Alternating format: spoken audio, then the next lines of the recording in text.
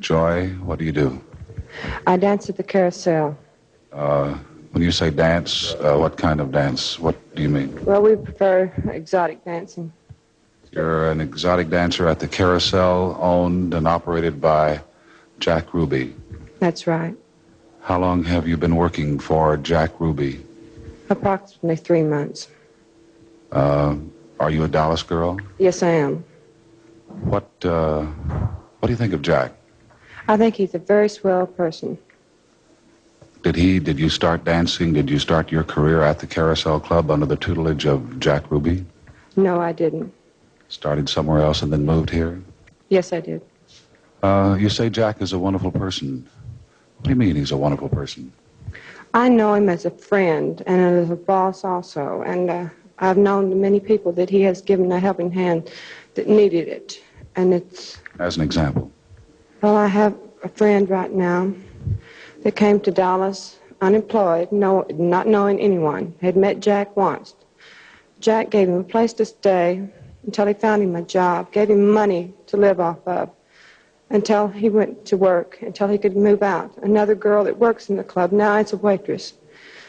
She was in Florida. He sent her money to come back with her children and gave her money to live on until she was back up on her feet and able to work.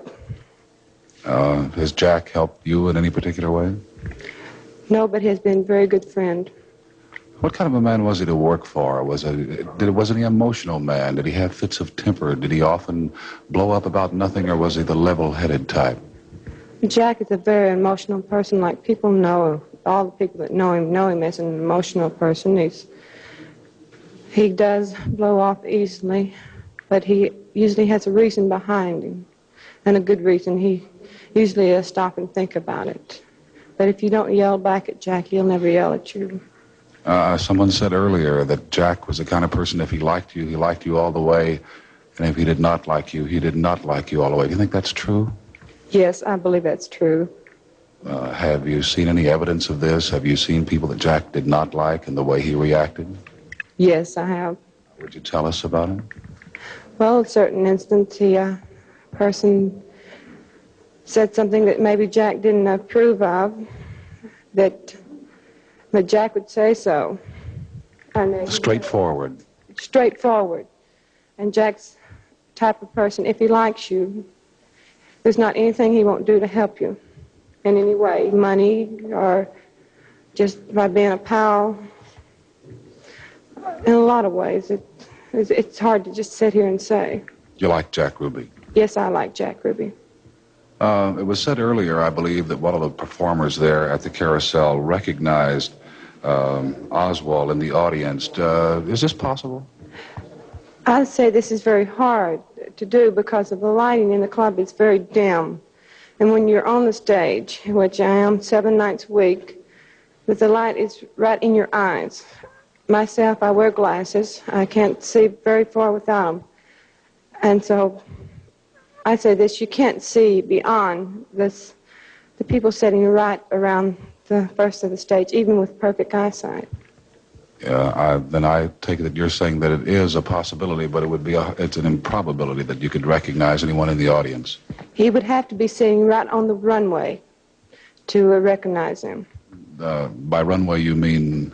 The edge of the stage. The edge of the stage. Did you ever see Mr. Oswald at any time in the Carousel? No. You have never heard of Mr. Oswald before? No, I have not. Well, it would be interesting. You are a friend of Jack Ruby. Did you hear it on the radio, television? How did you receive word that Jack Ruby is accused of the slaying today? I was over at a friend's house. We were listening to the radio. And when they said that a short, gray-headed man, slightly bald, had just shot Oswald, that he was a nightclub owner. Well, first of all, I said that it sounds like Jack. But you didn't believe it? No, it's hard to believe because I talked to Jack Friday afternoon. It's approximately, I tell you, it was 3 o'clock, a little after 3, when I went into the club because dancing, I was giving a girl lessons. It's just beginning. Friday after, that was after, right after the president was killed. Right after the president. I had been to the hospital. My little girl had an apartment there, and I was taking her out to the hospital, and then I came back to the club, and Jack was there, and he was very upset.